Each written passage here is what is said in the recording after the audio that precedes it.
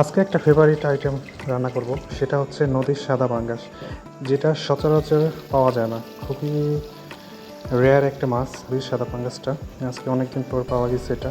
তো তেল দিয়ে দিলাম, তেলে পর্যাপ্ত পরিমাণে আপনার পেঁয়াজ কুচি দিয়ে দিলাম। পেঁয়াজটা ভেজে নিয়ে এখানে রসুন কাটা এবং আদা বাটা আছে, এগুলো একসাথে দিয়ে ভালো করে ভেজে নিতে হবে। ভালো করে ভেজে নেবেন যাতে রসুন, পেঁয়াজ এবং আদার গন্ধটা না আসে। এভাবে অনেকক্ষণ ভেজে নেবেন। দেন হালকা একটু পানি দিয়ে দিবেন যাতে পুড়ে না লাগে।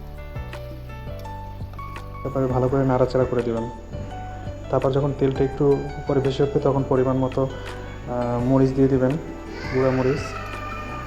গুঁড়া মরিচ দিয়ে কিছুক্ষণ নাড়াচাড়া করবেন। খেয়াল করবেন গুঁড়া মরিচের সাথে কখনোই হলুদ দেবেন না, তাহলে হলুদ হলুদ একটা গন্ধ চলে আসে।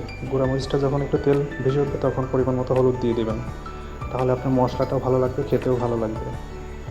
এভাবে কষানো হয়ে গেলে তেলটা যখন উপরের দিকে চলে আসবে, দেখেন মাছটা অনেক সুন্দর ছিল, দেখতে অনেক কিউট লাগতেছে। পরিমাণ মতো তারপর লবণ দিয়ে দেবেন। খেয়াল রাখবেন যেন লবণটা বেশি না হয়। এভাবে নাড়াচাড়া করে মশলাটা যখন কষানো হয়ে যাবে, তেলটা যখন উপরে ভেসে উঠবে তখন মাছগুলো দিয়ে দেবেন। আর মাছের মাথা থাকলে অবশ্যই মাছের মাথাগুলো আগে দেওয়ার চেষ্টা করবেন, কারণ মাছের মাথাগুলো হইতে একটু সময় লাগে। যার কারণে মাছের মাথাগুলো তেলের উপরে হালকা ভেজে নেবেন বা একটু কষিয়ে নেবেন, তাহলে আর কি মাথাগুলো খেতেও ভালো লাগবে। আর মাছ আর মাথা যদি একসাথে দিয়ে দেন তাহলে মাছগুলো হয়ে যাবে আর মাথাগুলো একটু কাঁচা কাঁচা থেকে যাবে, যার জন্য খেতে ভালো লাগবে না।